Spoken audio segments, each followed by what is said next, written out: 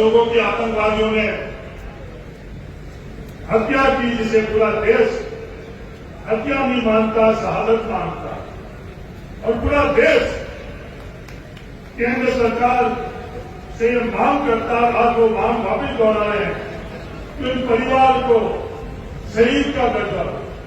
वो परिवार अपने आप नहीं गया था। केंद्र सरकार और राज्य सरकार ने उन परिवारों को पर्यटन के लिए वहां आमंत्रित किया था, तो जिम्मेवारी भी सरकारों की बनती है। जो हालात उस घटनाक्रम में हुए, पूरा हिंदुस्तान स्वस्थ सहमति से भारत सरकार के साथ में खड़ा था कि देश की सेनाओं,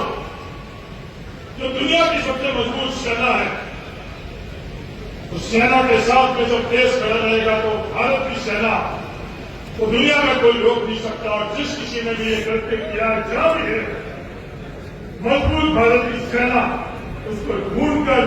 दुनिया के किसी भी कोने के नए आतंकवादी होंगे, उनको खत्म करेगी। इस सोच से पूरा देश शामिल, कोई भी सवाल किसी ने नहीं उठाया, किसी ने भी ये सवाल नहीं उठाया कि उस पहलगाम के अंदर सुरक्षा थी या नहीं। किसी ने ये सवाल नहीं उठाया कि जो आतंकवादी थे वो कहां भागे और कैसे भागे, क्योंकि वो वक्त भी था सवाल उठाने का। पूरा देश जब सेनाओं के साथ में था, मजबूत हमारे देश की सेनाओं ने जो कार्रवाई करनी शुरू की, तो इस कार्रवाई के अंदर हमारे देश का दुर्भाग्य है और कोई नहीं, भारत सरकार में बैठे हुए लोगों ने उस सेना को कार्रवाई करने के लिए रोका। बहुत शहादतों के बाद में, उस शहादतों के अंदर इन भारतीय लोगों की भी शहादत है, हमारे परिवार की शहादतों के बाद में शिमला समझौता हुआ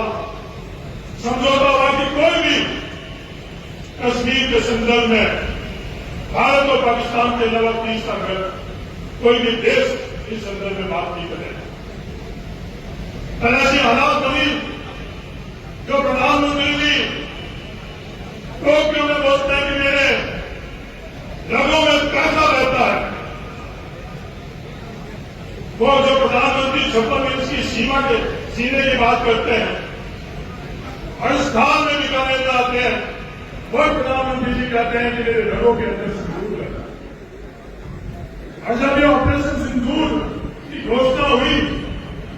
तो पूरे देश के अंदर इस बात का विश्वास था कि सिंदूर इतना पवित्र नाम शब्द है हमारे लोगों के लिए कि इसके ऊपर को और किसी भी प्रकार का कोई भी गैर नैतिक समझौता नहीं हो पाएगा। फिर हम लोगों का दुर्भाग्य कि तीसरे देश में बैठा हुआ अमेरिका का राष्ट्रपति घोषणा करता है कि ये सीज फायर भारत और पाकिस्तान के बीच में, ये सीज फायर की घोषणा कम करता है और ये बात करते हैं कि आपस के अंदर व्यापार करेंगे।